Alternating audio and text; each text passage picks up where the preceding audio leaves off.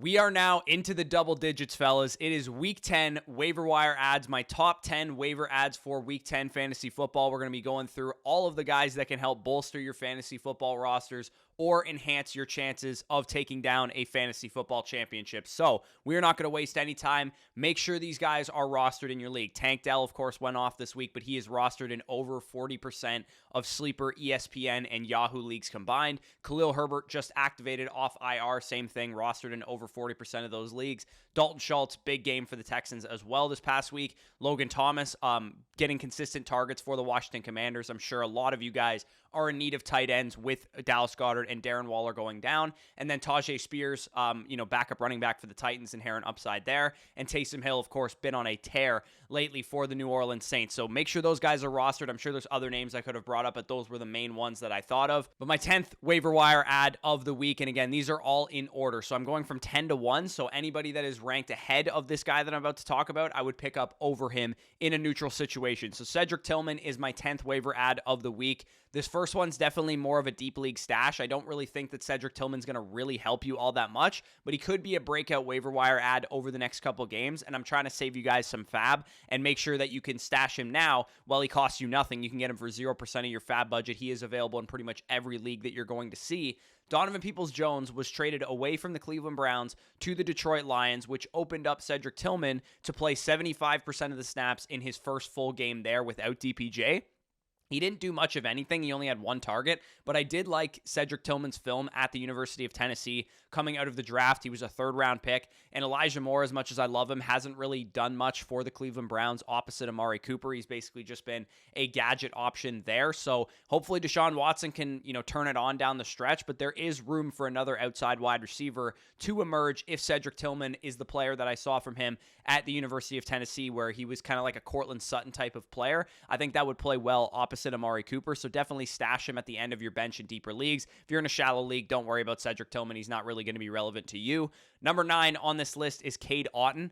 He is rostered right now in only 7% of Yahoo Sleeper and ESPN leagues combined. Cade Otton has low-key been receiving some of the better usage at the tight end position over the last couple weeks and over the whole season, to be honest. This past week, he found the end zone twice for Baker Mayfield. He's still a young player, just in his second year right now, on a decent enough offense in the Buccaneers to put up fantasy points, and he has 6, 6, and 9 targets the last 3 games. So with Cade Otton, I'm only putting him on this list mainly because I think a lot of people will be desperate for tight ends with Darren Waller and Dallas Goedert going to IR. So Cade Otton facing the Titans this week had, like I said, 21 targets over the last 3 games. Could be a decent option for those of you guys in a pinch at the tight end position. So number 8 on this list is Khalil Shakir, wide receiver of the Buffalo Bills. The Bills didn't have a slot receiver for the first couple games this season, but with Dalton Kincaid's emergence at tight end and Dawson Knox going to IR, they've moved to like a base 11 personnel offense, and that has resulted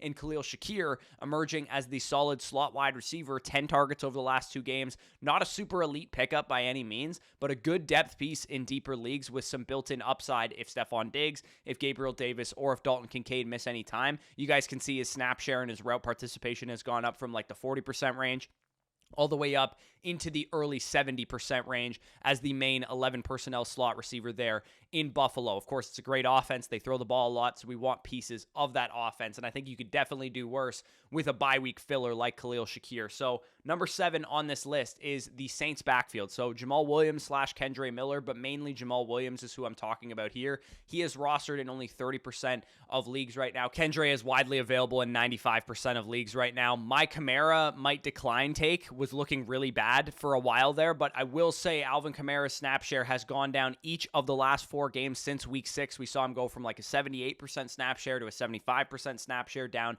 into the mid 60% range, and this past week he cracked barely a 50% snap share, and mainly the reason for that is because Jamaal Williams is working in a lot more than maybe a lot of Alvin Kamara managers expected. Because Kamara is over 28 years old and he's over the age and touch apex, he is at risk of developing a nagging injury down the stretch, and Jamaal Williams, especially if Alvin Kamara were to miss any time, makes for one of the better stashes in fantasy, because I do think he would probably become the main back there should Alvin Kamara miss any time. So again, probably just a handcuff at this point in time, program, but he is working in as, a 40% route participation guy, taking away about half of the long down and distance snaps, and we've seen Derek Carr heavily target his running back. So again, probably not somebody that you want to use as a standalone option, but you could definitely do worse than Jamaal Williams as a stash. So number 6 on this list, another stash for your roster, especially those of you guys that are playoff bound and you're looking for upside on your bench.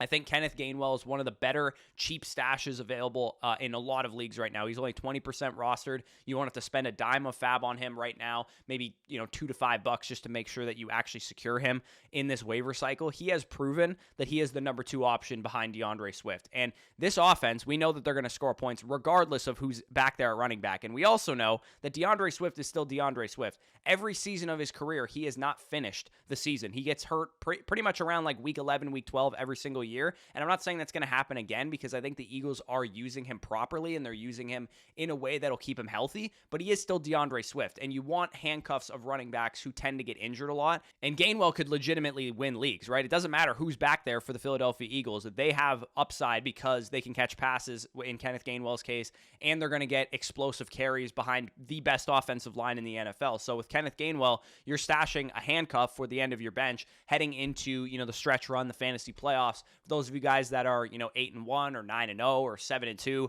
these are the types of players you want to stash at the end of your bench. Drop your, Elijah Moore, who's your 7th receiver, or, drop whatever player you have that you're stashing for bye weeks. Now that we're coming out of a lot of these bye weeks, I think Kenneth Gainwell is a good stash. Kenneth Gainwell actually on bye this coming week, so you don't really even have to stash him yet. You can stash him next week, but I would get him onto your roster. Number 5 on this list is Zay Jones, and this is mainly for those of you guys like me who are in deeper leagues with a lot of flex spots where everybody loves wide receivers in their full PPR leagues, because Zay Jones is a legitimate flex option each and every week when he's healthy. The problem is he has not been healthy at all this season, and with the bye week for the Jacksonville Jaguars, hopefully Zay Jones got healthy over that time span. He's basically played only one game this season fully healthy, and in that game, it was week 1. He had 7 targets, 5 receptions, 55 yards, and a really nice touchdown at the end of that game there. He's barely played in any games this year, and when he has played in that first game, this Jags offense looked like how I expected them to look, so maybe we're all discounting what Zay Jones actually brings to this offense, because Calvin Ridley looked like Calvin Ridley in that game. Christian Kirk didn't do much of anything,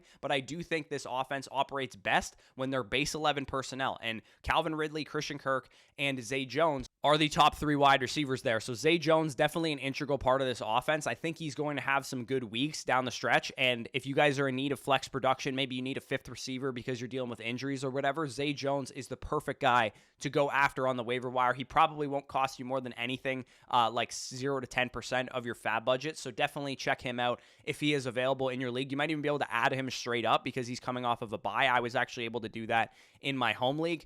Number 4 on this list is Demario Douglas, Patriots wide receiver, rookie wide receiver, 35% rostered right now, so he might not be available in your respective leagues. 10 to 30% of my remaining fab is what I'm willing to spend on Douglas because he has led all Patriots wide receivers in targets, routes, snaps, 55 yards on 7 targets this past week. It's not a great offense. Of course, we know Mac Jones has struggled this year, but he's essentially the new Kendrick Bourne. He's the number 1 receiver here, and his percentage of offensive snaps has really increased the past couple weeks, and he is a rookie wide receiver, so he's still getting better each and every week. So if you guys are in need of a wide receiver option for your flex or something like that with a little bit more upside maybe than Zay Jones, I do think that Demario Douglas is a decent option there. So those are like the middling options of wide receivers and running backs and tight ends for the waiver wire this week. These top 3 options, I would say, are priority adds. They're probably more likely going to make an impact on your roster, so I'm willing to spend like 20, 30, 40% of my remaining fab budget on these guys,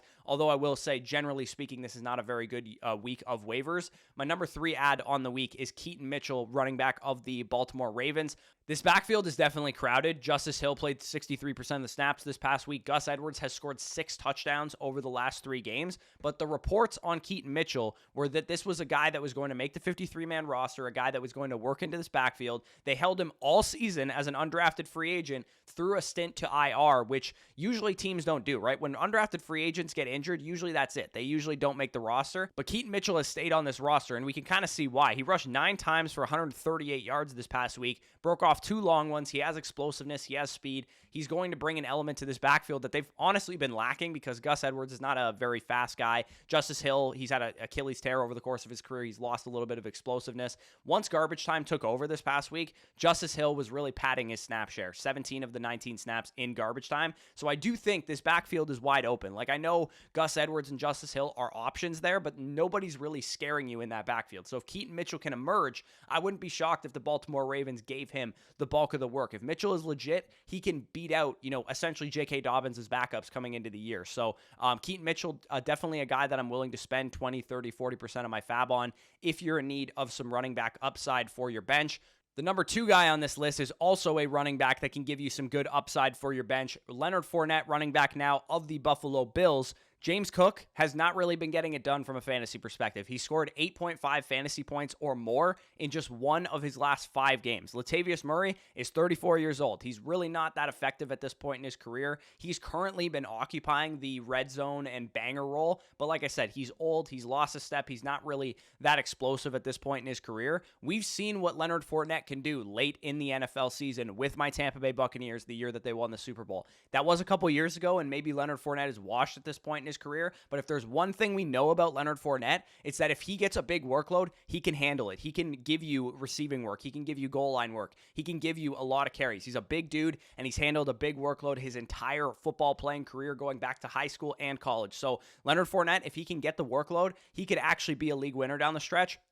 Do I think it's 100% likely that that happens? Probably not. I think it's more likely that he just takes Latavius Murray's role and, is a 40% snap share the rest of the season. Maybe makes a contribution as like a real-life NFL player, but not really a fantasy player, and James Cook is still the lead back here. That's probably what's going to happen, but there is an outside chance that Leonard Fournette wins out the job outright and James Cook becomes just a scat back, and in that case, I think Leonard Fournette could actually win some people some leagues. So he is worth adding as a 20, 30, 40% running back if you guys are in need of some upside or if you actually need real production for your fantasy football lineup. So getting into my number 1 waiver ad of the week, this is a guy that I think is the premier stash in all of fantasy football. This is the guy that would win everybody leagues if the starter in front of him went down with an injury.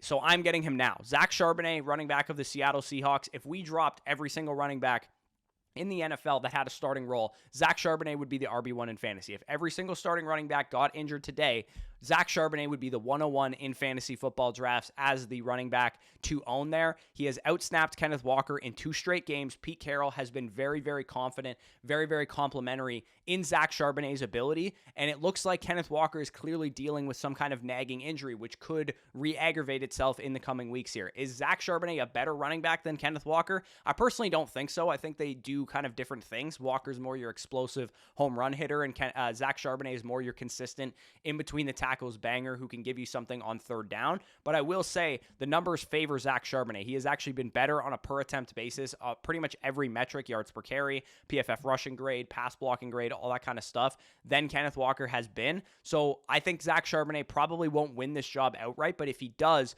then he has some upside there. And also, we know he has the inherent upside. If anything happened to Kenneth Walker, he would be one of the biggest league winners in fantasy. So he barely makes the cut here for, players that are not rostered in 40% of leagues. He is actually rostered in 39% of leagues right now. But if he is available in your league, shallow, deep, whatever, he needs to be rostered. He is one of the premier handcuffs in all of fantasy. He has the ability to be a top 5 to 10 running back should anything happen to Kenneth Walker, which is looking more and more likely that it will happen because he's clearly dealing with some kind of injury. So if you need upside for your bench, if you're 7-2, if you're 8-1, if you're 9-0, Zach Charbonnet needs to be rostered in your league, and I'm willing to spend fab on this guy. It's weird to say that about a guy that's basically a handcuff with some standalone upside, but I do think he has the ability to win people leagues. So if you guys enjoyed this video, if you got some value from it, leave a like down below, subscribe to the channel if you are new around here. Stay tuned for later today. I'm going to be dropping my rest of season rankings updates. So quarterbacks, running backs, wide receivers, tight ends, going to be going through like my top 15 onesies and my top 36 of the flex positions,